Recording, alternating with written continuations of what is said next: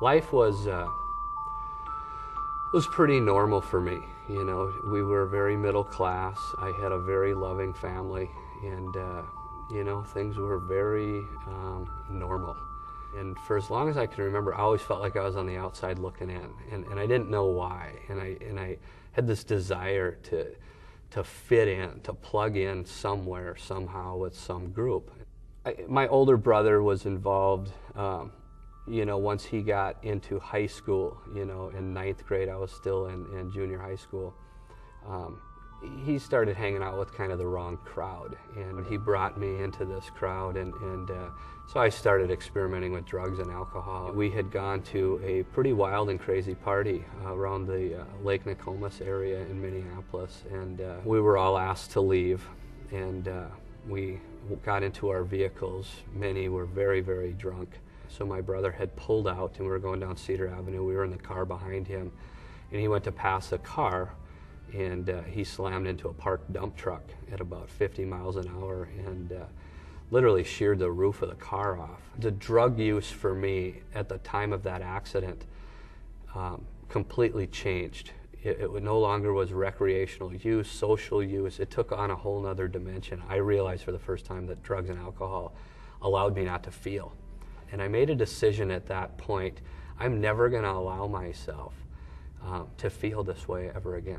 And so I really turned to drugs and alcohol, and I quit the job that I was working at.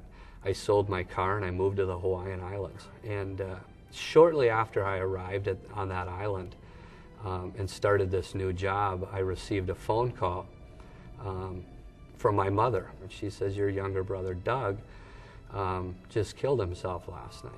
I just remember I just kind of hung up the phone and just really entered into a new place of darkness, in denial, and I just shut off my feelings.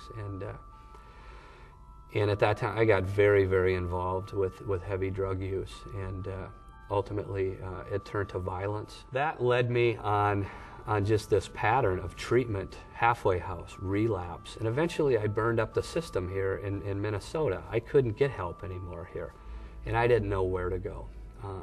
I had sold everything that I had once again. I had no money, and I had nobody to call. And I was here over in North Minneapolis. It had gotten so pathetic that this little crack binge that I was on lasted 4 days. I hadn't showered. I smelt like an animal. I looked like an animal, and I didn't know what to do. I couldn't go and get treatment again. You know, what was the point of treatment? You know, I had been to 13 treatments already in countless homeless shelters. That is pointless to even go there. But it was cold, and I was hungry. I hadn't ate for 4 days. I hadn't showered, and the only thought that was in my head, the only idea that I had, was to panhandle some money so I could get some alcohol to numb my mind and the warfare that was going on in my mind. I needed something, and I remembered the Salvation Army was in Minneapolis, and I decided, you know, I'm going to take a look, and maybe I'll go there. And I turned the corner, and there was the front entrance of the Salvation Army in the warehouse district of Minneapolis there, and you know, I couldn't even look people in the eye anymore, and I just came in, and you know, right when I walked in the door of that facility looking like that, you know, the first words out of their mouth, and they've seen people like me come in there before, was, you know, welcome, and we're glad you're here. You know, have a seat. And somebody went up to the cafeteria and got me something to drink. And they just told me just to kind of take it easy and just, you know, rest. And I was really amazed. You know, there wasn't this bureaucracy involved with getting help or anything. It was just, it was almost like coming home. They had asked me to, you know, participate and come into this chapel service that evening. And I sat in the back of that chapel, and this individual came up and put his arm around me, and he looked at me and he said, you just got in today, didn't you? And I said, yeah, I did. And he looked at me with this look in his eyes, and he said, I'm here to tell you that your nightmare is over.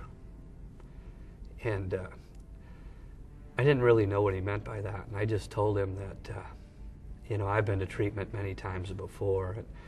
And this is not my first rodeo through rehab and treatment. And he took his other arm and he turned me and he told me to look into his eyes. And he says, you didn't hear me. And he says, I'm here to tell you that it's over. Your nightmare is over. This horror story that you've been living is over.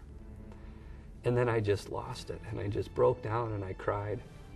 And he said that Jesus Christ wants to become so real to me, that more real than him and I sitting there talking. And boy, did I need that to be true. And I said, how do I even talk to such a person? And he says, just come as you are and just talk to him like you're talking to me, and ask him into your heart.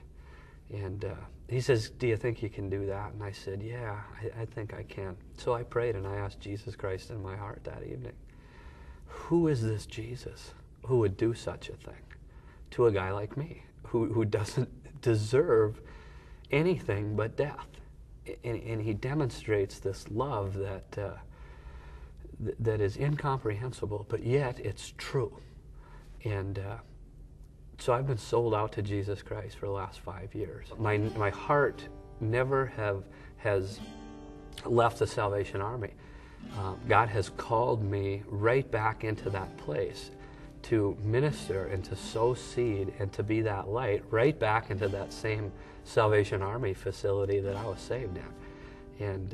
And it's such a privilege and it's such an honor to be able to have a front row seat in a place like the Salvation Army where the ground is it's good soil there, and where the Word of God lands on people and it takes root and lives are transformed there. Sometimes I feel like I got the greatest job in the world, and because I don't see any greater purpose than to be a partaker in something that makes an eternal difference in the life of another human being.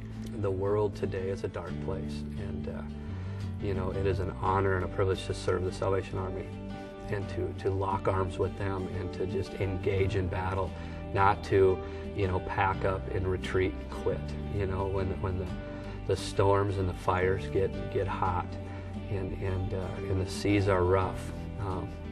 The Salvation Army was the one that was there when there was nobody else.